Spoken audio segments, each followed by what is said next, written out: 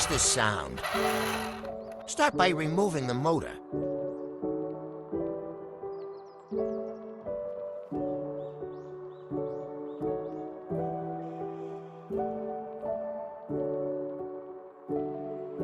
Then clean the motor with compressed air.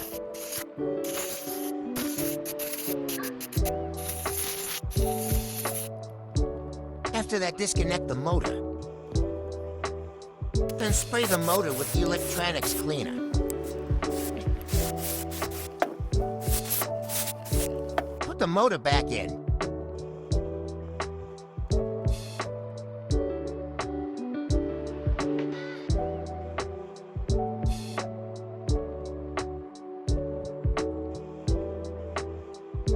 Now you are done.